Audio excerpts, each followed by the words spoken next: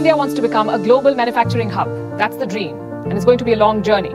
But here's a milestone. Make in India concept को जिसकी जिसकी जिम्मेवारी है उसको हम पूरा करें, हम आगे बढ़े, मैन्युफैक्चरिंग सेक्टर में हम फिर एक बार नई ऊंचाइयों को पार करें। दोस्तों, India soon is going to be a manufacturing hub of the world and government भी काफी ज्यादा फोकस कर रही है इंडिया की जो मैन्युफैक्चरिंग है उसको बढ़ावा देने के लिए। पर चाहे डिफेंस इक्विपमेंट्स हो, हार्डवेयर मैन्युफैक्चरिंग हो, ऑटोमोबाइल मैन्युफैक्चरिंग हो या फिर इवन आईफोन की मैन्युफैक्चरिंग क्यों ना हो, India is soon going to be manufacturing capital of the world. And साल 2014 में मेक इन इंडिया लॉन्च होने के बाद एंड स्पेशली जो PLI स्कीम है, प्रोडक्ट लिंक्ड इंसेंटिव स्कीम, उसकी मदद से जो मैन्युफैक्चरिंग है उसको काफी बूस्ट मिला है। और इसका एक बहुत बड़ा एग्जांपल आप देख सकते हैं कि जो हमारा देश एक समय पे जो डिफेंस इक्विपमेंट्स है और हथियार है उनको इंपोर्ट करता था बाकी कंट्रीज से, और जो आज का इंडिया है वो एक बहुत बड़ा एक्सपोर्टर बन चुका है डिफेंस प्रोडक्ट्स का बाकी कंट्रीज के लिए। और जो इंडिया के डिफेंस एक्सपोर्ट्स हैं वो मोर देन 21,000 करोड़ से भी ज्यादा के हो चुके हैं। एंड हियर इज चाइना, जो कि ऑलरेडी वर्ल्ड का बिगेस्ट मैन्युफैक्चरिंग हब बना बैठा हुआ है and with staggering economy of $17 trillion.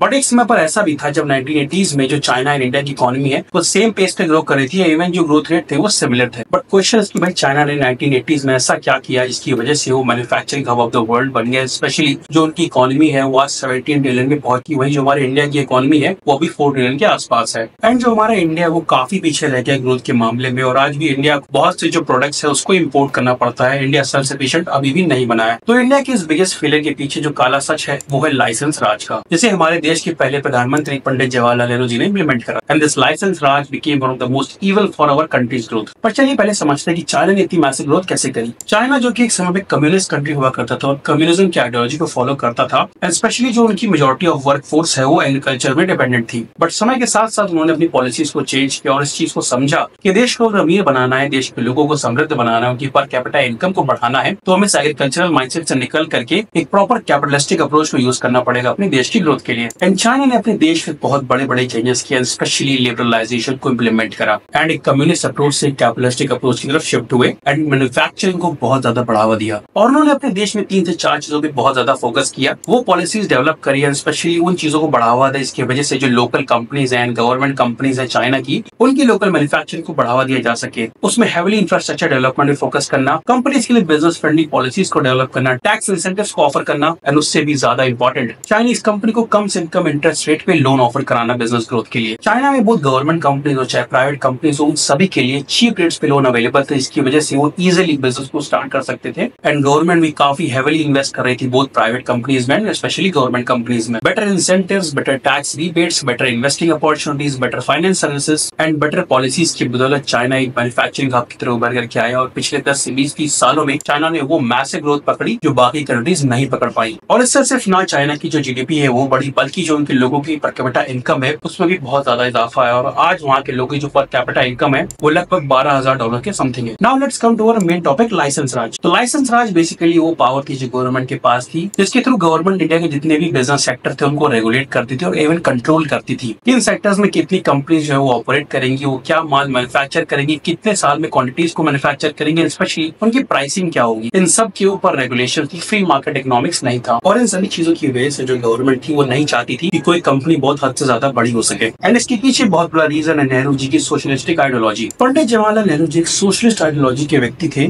जिनकी जो एजुकेशन है वो इंग्लैंड की कैम्ब्रिज यूनिवर्सिटी से हुई थी, और वो सोशलिज्म से बहुत ज्यादा इंस्पायर्ड थे और कैपिटलिज्म को पसंद नहीं करते थे। और इवन सिर्फ सोशलिज्म में नहीं बल्कि वो सोवियत यूनियन के कम्युनिज्म से भी बहुत ज्यादा इंस्पायर्ड थे। एंड जिस तरीके से जो सोवियत यूनियन अपनी कंट्रीज में बिजनेस को ऑपरेट करती थी, कंट्रोल करती थी, कितनी प्रोडक्शन होगी, कितनी कंपनीज पर्टिकुलर सेक्टर में खुलेंगी, कितने ज्यादा लोगों को बेची जाएगी, कितने प्राइसिंग पे बिकेगी, वो सब की सब जो गवर्नमेंट है उसको कंट्रोल करती थी। एंड इन्हीं सब सोशलिस्ट एंड कम्युनिस्ट आइडियोलॉजी से इंस्पायर्ड होकर के नेहरू जी ने भी अपने देश में इस चीज को इम्प्लीमेंट करा। और आप ये भी कह सकते हैं कि उन्हें इस बात का भी डर था कि कहीं ईस्ट इंडिया कंपनी की तरह जो नई कंपनीज हैं ये भी बहुत ज्यादा पावरफुल ना हो जाए, both power wise and specially money wise. और उन्हें इस बात का डर था कि अगर कंपनीज इतनी ज्यादा पावरफुल हो जाएंगी तो कहीं ना कहीं अपना इन्फ्लुएंस डाल दे देश की गवर्नमेंट को रूल करने में। और इसकी वजह से उन्होंने लाइसेंस राज को इम्प्लीमेंट करा और बहुत हैवी रेगुलेशंस लगाए कंपनीज के प्रोडक्शन पे एंड ग्रोथ पे। इसको एक एग्जांपल समझते हैं। मान के चलिए 1995 में आप एक नए एंटरप्रेन्योर बनना चाहते हैं और आपने एक अच्छी अपॉर्चुनिटी देखी किसी पर्टिकुलर प्रोडक्ट को मैन्युफैक्चर करने की, let's suppose A hardware product. But जब आप अपनी कंपनी को खोलने के लिए इन्वेस्टमेंट ढूंढने जाते हैं तो ना ही आपको बैंक से लोन मिलता है, ना ही किसी बड़े इन्वेस्टर के थ्रू पैसा मिलता है। और आपको पैसे लेने के लिए भी गवर्नमेंट बैंक के पास जाना पड़ता था, जहाँ पे आपको हैवी करप्शन फेस करना पड़ता था। और इवन जो बैंक के ऑफिसर्स होते थे वो लोगों को मजबूर कर देते थे रिश्वत देने के लिए, तभी उनको लोन मिल सके। एंड नाउ लेट्स सपोज आपको इन्वेस्टमेंट मिल गई लोन के फॉर्म में, इवन किसी प्राइवेट इक्विटी के फॉर्म काम है। बट यहाँ पे आपको अपनी कंपनी से खोलने बहुत ही हैवी पेपर वर्क को कराना पड़ेगा, ना जाने कितने डिपार्टमेंट से आपको लाइसेंस के लिए अप्रूवल लेना पड़ेगा। और अगर गवर्नमेंट के रेगुलेशन के सिर्फ कुछ चंद कंपनियां उसमें मैन्युफैक्चर कर सकती हैं और आपको लाइसेंस नहीं मिलता है, तो जो आपके पास बिजनेस की अपॉर्चुनिटी है वो हाथ से चली जाएगी because of government regulation. And now let's suppose कि आपको आपके बिजनेस के लिए फाइनेंस की सुविधा भी मिल गई है और हर जगह से अप्रूवल भी मिल गया है, लाइसेंसेस भी मिल चुके हैं और आपने अपना जो प्लांट है उसको स्टैब्लिश भी कर लिया है। बट अब आएगी एक मेन प्रॉब्लम कि आप एक रेस्ट्रिक्टेड क्वांटिटी में ही मैन्युफैक्चरिंग कर सकते हैं, उससे ज्यादा मैन्युफैक्चर नहीं कर सकते हैं। और सिर्फ इतना ही नहीं, उसको एक फिक्स प्राइस पे आपको बेचना पड़ेगा, जहाँ पे जो ग्रोथ की अपॉर्चुनिटीज है, स्पेशली प्रॉफिट मेकिंग की जो अपॉर्चुनिटीज है वो बहुत कम है। ऐसे में ना तो आप अपने प्रोडक्ट्स को मैन्युफैक्चर कर पाएंगे एक बड़ी क्वांटिटी में एंड स्पेशली बड़ी स्केल पे मैन्युफैक्चर करके उसकी जो कॉस्ट है उसको कम कर पाएंगे, एंड थर्ड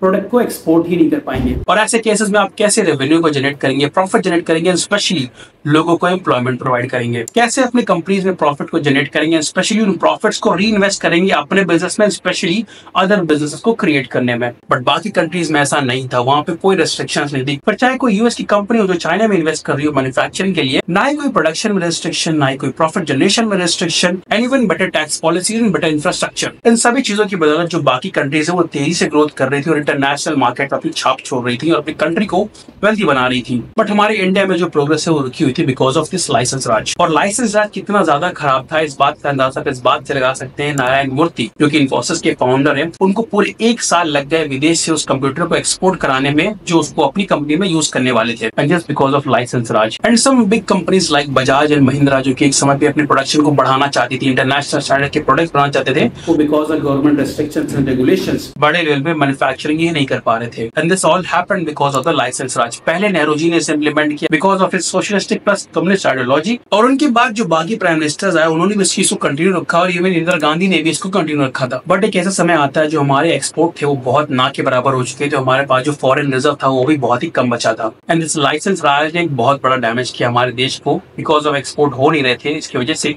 हमारे जो फॉरेन रिजर्व है वो बहुत कम हो चुके थे। बट फाइनली 1992 में जो उस समय के पीवी नरसिम्हा राव की गवर्नमेंट रहती है, इस चीज को चेंज करती है, लाइसेंस राज को एंड करती है एंड फाइनली लिबरलाइजेशन को इम्प्लीमेंट करती है। और इन सब में एक बहुत बड़ा रोल रहता है उस समय के finance minister doctor Manmohan Singh ji का भी, जो इकोनॉमी को लिबरलाइज करते हैं स्पेशली, और इंडिया के जो बिजनेस सेक्टर है उनको खोल देते हैं। इसके बाद कंपनीज के ऊपर रिस्ट्रिक्शन हट जाती है, वो फ्रीली बिजनेस को ऑपरेट कर सकती हैं, जितना चाहे फॉरेन से इन्वेस्टमेंट अट्रैक्ट कर सकती हैं एंड मार्केट में फ्री मार्केट इकोनॉमी को एस्टैब्लिश करती हैं। एंड इसके बाद कोई भी इंडियन कंपनी किसी फॉरेन कंपनी के साथ मिलकर कोलैब कर सकती है, साथ में चीजों को मैन्युफैक्चर कर सकती थी। मारुति एंड सुजुकी इसका एक बहुत बड़ा एग्जांपल है कि कैसे एक इंडियन एंड जापानीज कंपनी ने साथ मिलकर के चीजों को मैन्युफैक्चर किया और आज मारुति सुजुकी एक बहुत बड़ा नाम है इंडिया में। और इसके बदौलत बाकी सेक्टर्स में भी बिजनेस की ग्रोथ होना स्टार्ट हुई, फिर चाहे आईटी का सेक्टर हो, फिर चाहे सॉफ्टवेयर एक्सपोर्टिंग का सेक्टर हो, सो मेनी थिंग्स। देश के जो फॉरेक्स रिजर्व है वो बढ़ना स्टार्ट हुए, नंबर ऑफ बिजनेसेस है उनमें ग्रोथ हुई, एम्प्लॉयमेंट इंक्रीज हुई, स्पेशली जो एक्सपोर्ट है वो बढ़ना स्टार्ट हुआ। And just because of this license Raj वो ग्रोथ जो हमारे इंडिया एक समय पे बहुत तेजी से पकड़ सकता था उससे हमारे देश ने मिस करा और उसका फायदा बाकी कंट्रीज ने उठाया और अपने देश को समृद्ध बनाया। एंड फाइनली जब लाइसेंस राज एंड हुआ उसके बाद से लेकर के अब तक हमारा देश काफी बदल चुका है और आज के समय में जो हमारी कंट्री है वो आत्मनिर्भरता के पीछे भाग रही है और कैसे देश को एक सेल्फ सफिशिएंट बनाया जा सके उसके पीछे फोकस कर रही है। Thanks for watching. आपको एक छोटी सी वीडियो जो है पसंद आई, और अगर आप और जानना चाहते हैं कि कैसे उत्तर प्रदेश जो कि एक समय पे माफिया राज की वजह से जाना जाता था, जहाँ पे भ्रष्टाचार बहुत हाई लेवल पे था, तो कैसे मैन्युफैक्चरिंग हब बनता जा रहा है, और आप इस वीडियो को यहाँ पे क्लिक करके देख सकते हैं।